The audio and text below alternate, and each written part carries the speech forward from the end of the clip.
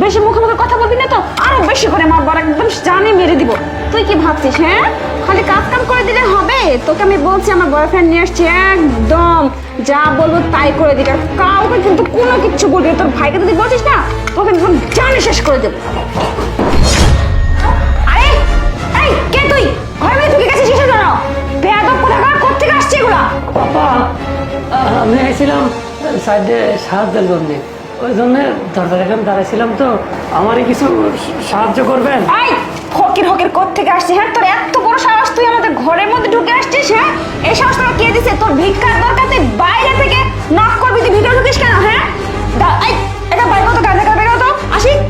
আপা আপা শুনেন না, আমি কয়েকদিন ধরে খুব ক্ষুধার্ত, 2 দিন বাইরে গেছি, কেউ খাইতে দেয়নি, বলে সুস্থ সবল মানুষ, আমি একটু বিশাল রোগে আক্রান্ত, আমাদের 4 টাকা দেন না? না এসব তোর ভালো লাগতেছে না, আসি 2-4 টাকা দিয়ে বিদায় দাও এখান থেকে। ধর 50 টাকা আছে নিয়ে যা। যা। আচ্ছা এই মেয়েটাকে মনে হলো আপনারা দুজন এই মেয়েটাকে অনেক মারধর করলেন। এই ফকিরের বাচ্চা ফকির, হ্যাঁ ছোট লোকের বাচ্চা কোথাকার। এই মেয়েটাকে কি করতেছে এর সাথে সেটা আমি বুঝবো, এটা আমার বাড়ি, বুঝতে পারলি? সে কৈফত কি তোকে দিব? রাস্তার ফকির রাস্তায় যা, এখানে কি তোর? বের হ এখান থেকে, বের হ। আচ্ছা ঠিক তো আছে। সব উঠবো কোত্থেকে যাও, আসে বের কর তো, ঘাট ধাক্কা দিয়ে এটাকে যাও তো। আচ্ছা এই পুলিশ স্টেশন কত দূরে এখান? এই ফকিরের বাচ্চা, পুলিশ স্টেশন কত দূরে আমি সেটা কি করে জানবো? আর তুই এসব কথা কেন জিজ্ঞেস করতেছিস? যা এখান থেকে, যা। আচ্ছা আপা যাচ্ছি। এই উটকো ঝামেলা বের করে না, আসি যাও না। এই তোর সমস্যা কি? এখান থেকে যাবি কিনা? যা এখান থেকে যা। ওঠ। যত সব তাও সরতেছে না, নড়তেছে না, কি এই এই, তুমি যাও তো গিয়ে বাড়ি সিকিউরিটি গার্ডকে ডেকে নিয়ে আসো, নিয়ে এসে বের করে এখান থেকে। এই আসি ধর থেকে ধরে নিয়ে ফেলা যায়, কি যন্ত্রণা শুরু করছে। আমি ভুগিন না, কিসের ফকির না, তুই এখন ঢুকে গেছিস।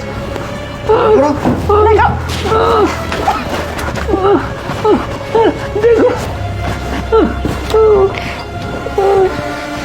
যাক ঝামেলাটা দূর হয়েছে, এখন এর ব্যবস্থাটা আগে করি। এখন বসো, ধরো হাত ধরো, ধরো। কি ভাবছিস, কি ভাবছিস তোকে ছেড়ে দিব? আরে এই ফকিরটা কে তুই আবার? কি মনে করছিস? হ্যাঁ আমি কিচ্ছু জানি না। শাহেদ, তুমি এইভাবে ছদ্মবেশে এখানে?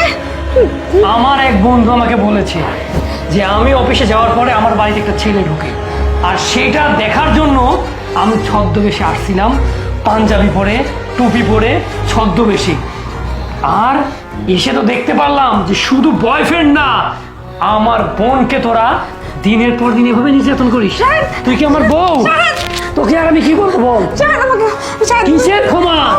তুই যেটা করছিস এরপরে আমাকে উল্টো করে ঝুলিয়ে নিয়ে গেছিস। হ্যাঁ? এই, শাহেদ আমাকে ক্ষমা করে দাও শাহেদ, আমার ভুল হয়ে গেছে। আমি তোর তোর কোনো ক্ষমা নেই। এই গরম গরম এটা কি প্রেসার কুকারের ঢাকনা দিয়ে তুই আমার বোনকে মেরেছিস?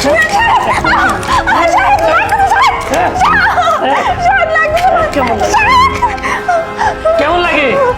অন্যজনকে কষ্ট দিলে সেই কষ্ট কখনো নিজে ফিল করা যায় না, যখন নিজের লাগে তখন বোঝা যায় যে কষ্টটা আসলে কত। এই ছেলে, কিরম লাগে?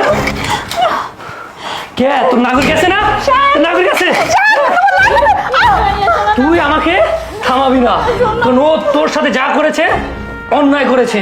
না প্লিজ ওনাকে ছেড়ে দাও, আসলে ও খারাপ দেখে তো আর আমরা খারাপ না, প্লিজ তুমি দরকার পড়ে পুলিশকে ফোন দাও। ও কিন্তু আর না। দেখছিস, একেই বলে মানুষ।